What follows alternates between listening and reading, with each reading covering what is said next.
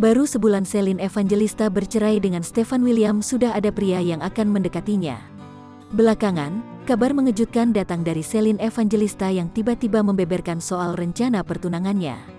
Meski tak lagi dengan Stefan William, kecantikan Celine Evangelista tampaknya memukau cowok untuk mendekatinya. Bahkan Celine Evangelista berterus terang ada 3 cowok berusaha mendekatinya. Ya, meski berstatus janda dengan beberapa anak, pesona kecantikan Celine Evangelista memang tak bisa dipungkiri. Bahkan seolah tak mau kalah dengan Stefan William yang telah menggandeng kekasih baru, Celine Evangelista pun menyebut nama 3 cowok tersebut. Nih aku kasih tahu ya cowok yang deketin aku. Ada Buba Alfian, Ruliabi, ada Indra Herlambang, bebernya.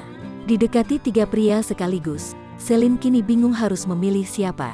Aku itu bingung makanya dideketin cowok-cowok itu, pungkasnya.